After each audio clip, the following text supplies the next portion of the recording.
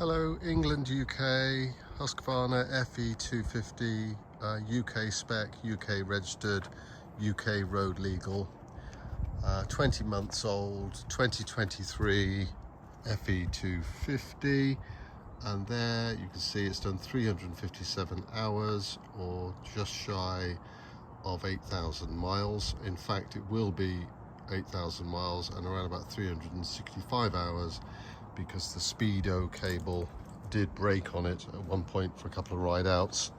It's been used for UK green laning, which is sort of so no racing, no competition, sort of light use on UK legal green lanes, which are basically effectively been used as a trails bike, dual sport I suppose you'd call it in America. The one thing this bike has spent a lot of time in is in very wet conditions and wet mud, because in the UK our conditions are, on the lanes we ride, are often very, very muddy, and you kind of have to wash the bike after every ride, really. Not that I do, but that's the idea. So the relevance of this video is after that many hours, a supplier, the Husqvarna dealer that supplied me this bike brand new, I'm the only person that's ridden it, said to me its life expired. He said that those hours, that mileage, the bike is life is expired, throw it away and get a new one.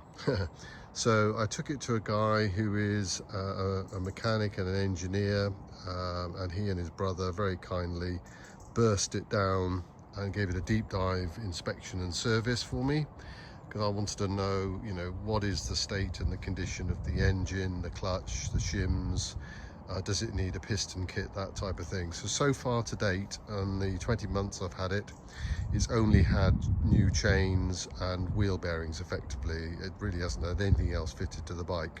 And it's had an oil change every 20 hours. And I've done the oil changes myself, oil and filter change every 20 hours. Apart from that, it's had no work on it whatsoever. And it's also never let me down. So it's never broken down, never let me down. And I've taken this through a lot of deep water. I mean, and I'm talking about deep water where other bikes have hydrolocked.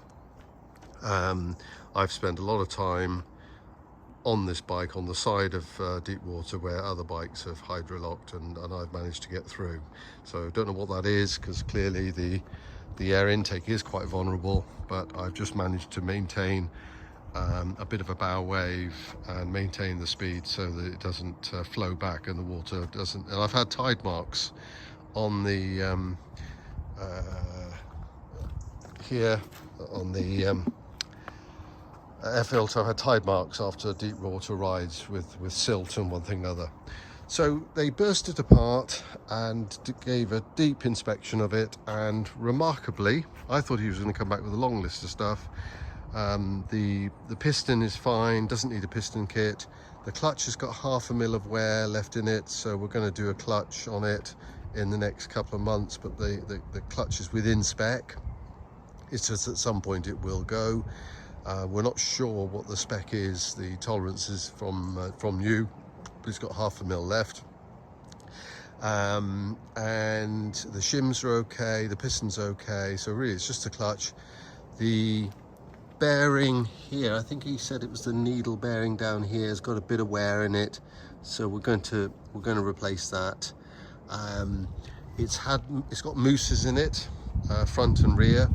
This rear mousse here was changed at 6,500 miles. So remarkably, that mousse in the UK weather is typically maximum sort of 30-35 degrees. It's 32 degrees here in the UK now, so you could say it's not Morocco weather, it doesn't get that hot, but to get 6,500 miles out of that rear mousse, it's just staggering. And in fact, it still was performing. There was nothing wrong with the mousse, it didn't collapse. It's just that when they put a new tire on it, the mousse is starting to have a ridge, it's sort of starting to cut on the rim, and it was degrading basically, so they put a new one in. But it actually wasn't causing me any problems on the road, stable as a rock. no issues whatsoever. So this bike, I've had no issues with it, no problems with it, never let me down. We're going to do a clutch on it now. Doesn't need shims, doesn't need a piston kit, still performs well, still pulls well, still reliable, always starts, never had a problem with it. And I wanted to leave this video as to dispel all the nonsense about these bikes, you know, needing a long list of stuff based on hours. Yes, I am not a hard rider. It's used moderately and gently on UK. I mean, I don't blast it on the roads, but you know, I will do 60-70 on the roads in between lanes when it's legally okay to do so. So I don't poodle around. You'll see the average speed. I think the average speed was 23-24 miles per hour for that mileage and distance. But it's been an excellent bike, still is, and it's not costing me money. It really isn't, considering the amount of use I got out of it. It's not costing me money, and I was expecting to have a long list and a big bill after this deep dive service today, and I haven't got that problem at all. We're just going to do a clutch, a bearing, and one thing another, and there you are. I'm just delighted. So anybody considering these bikes for high mileage, high hours, long-term use, they're brilliant bikes, get great value for money. And I also stress the moose thing. It's a Michelin bib moose in the back there.